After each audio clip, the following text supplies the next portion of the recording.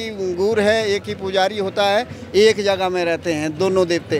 तलवार और ढाल आज भी देवता के पास ही है। तो उसमें से कलयुग में एक ज्योतिर्लिंग रहेगा, उसका नाम है तुंगेश्वर महादेव। कश्मीर से कैसे आई, ब्राह्मणों के साथ आई, उसके बाद निहरी में बैठी है।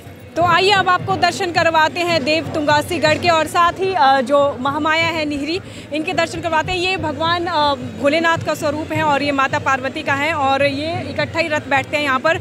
और बहुत इंटरेस्टिंग स्टोरी है इनकी देवता की, तुंगासीगढ़ के देवता की, कि जब राजा मंडी के राजा और कुल्लू के राजा के बीच में युद्ध हुआ था, तो उस युद्ध के दौरान जब मंडी के राजा को विजय हासिल हुई थी, तो उन्होंने भेंट स्वरूप जो है देवता को एक तलवार और एक कवच दिया था, जो आज भी मौजूद है मंदिर में। तो हमारे साथ इनके कारदार हैं किशोरी लाल जी, इनसे हम बातचीत करेंगे और इनसे जानेंगे। किशोरी लाल जी, पहले तो हम ये जानना चाहेंगे कि देवता तुंगासी जी जो हैं और ये माता जो हैं, ये पार्वती का स्वरूप है, इनकी थोड़ा स्टोरी बताइए हमें। अब ज़्यादा स्टोरी तो क्या बता सकते हैं हम, लेकिन एक जिसको दंत कथा बोलते हैं या जन श्रुति बोलते हैं, उसके मुताबिक हमारा जो देवता है ये रुद्र रूपी देवता है।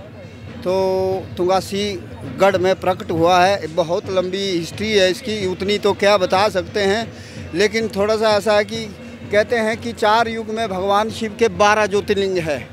तो उसमें से कलयुग में एक ज्योतिर्लिंग रहेगा, उसका नाम है तुंगेश्वर महादेव। जब बद्री केदार खत्म हो गए तो एक ही बचेगा शिव का लिंग, वो है तुंगेश्वर महादेव। हमारे इस देवते का जो लिंग है वो तुंगासीगढ़ में है और मिट्टी के अंदर है, जो साल के एक बार ही खुलता है।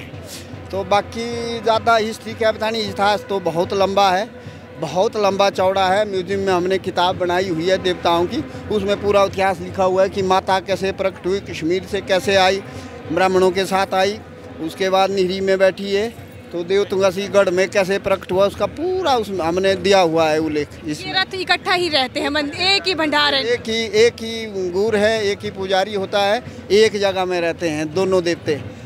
मंडी के राजा ने जो देवता को एक तलवार और एक कवच जो है दिया था भेंट स्वरूप, उसकी क्या कहानी है वो भी जानते हैं। अब ऐसा होता है, कहते हैं कि एक समय जो है कुल्लू राजा के साथ लड़ाई हुई। हमारे 10 गढ़ सराज में हुआ करते थे। 10 गढ़, गढ़ का मतलब जिले होता था उस वक्त का, जहाँ आय व्यय होती थी हमारी। तो उसके मुताबिक फिर जब कुल्लू राजा ने वो जीते तो फिर देव गया, वो गुर आया, वो खेला, राजा यहाँ से आया। कांडी हमारा एक ठाणा हुआ करता था, कांडी में बैठा राजा, वहाँ बैठा था, पड़ाव था उसका। तो गुर को वहाँ पर प्रकट किया, देव को उसने गुर के माध्यम से। तब फिर खेला, बोले जा राजा मैं साथ जाऊँगा, तू भी चल। तो फिर जब देव हमारे एक स्थान है द्रागणी बोलते हैं, वहाँ पर पहुँचा। राजाओं को पता होता था उस वक्त का कि भाई क्या है, देवता कहाँ है। बोले हाँ जी, बोल बोल बोलो देवता जी बोलो।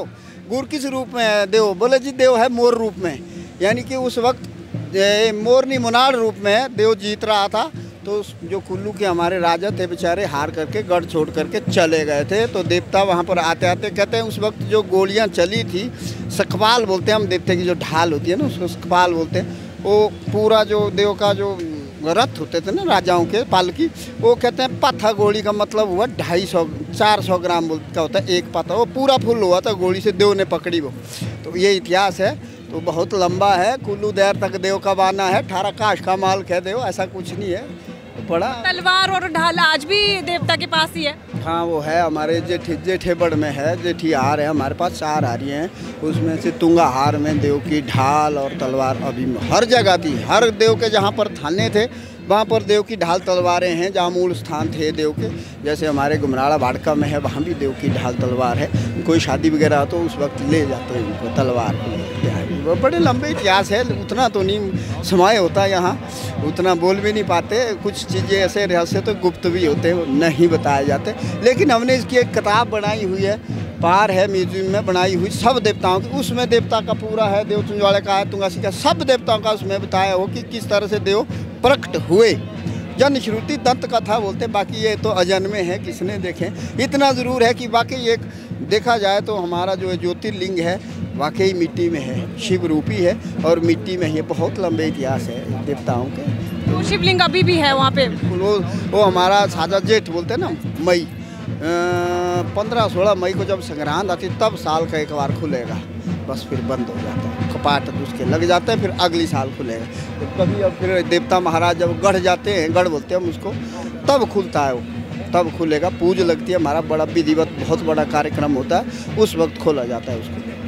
बहुत बहुत शुक्रिया आपके बातचीत की आपने हमारे साथ, बहुत बहुत धन्यवाद। ठीक है, नमस्कार। तो ये हमने देव तुंगासी और महामाया निहरी के आपको दर्शन करवाए, जो भोलेनाथ और पार्वती का स्वरूप है, और बहुत ही अनूठी इनकी कहानी हमने सुनी किशोरी लाल जी से। बहुत बहुत शुक्रिया आपका इस रिपोर्ट को देखने के लिए। आ गए वापस। पापा की पीठ की प्रॉब्लम और मम्मी आपकी थकान ओवरनाइट मंतर होने वाली है। प्रेजेंटिंग रिफ्रेश की ओर से नेचर प्रो मैट्रेस। इसमें है natural latex for a luxurious orthopaedic feel. ये दे body hugging comfort. It's ideal for all sleeping positions और रिलीफ दे आपके प्रेशर पॉइंट्स को। आप भी ट्राई करके देखिए ये pain relieving, eco friendly, breathable, durable refresh का नेचर प्रो मैट्रेस। अगर ये एक टिपिकल मैट्रेस ऐड होता तो इसे हम कुछ इस तरह से बनाते, but you are too smart and these are the facts. Experience it yourself. Refresh mattress, sleep healthy, wake beautiful.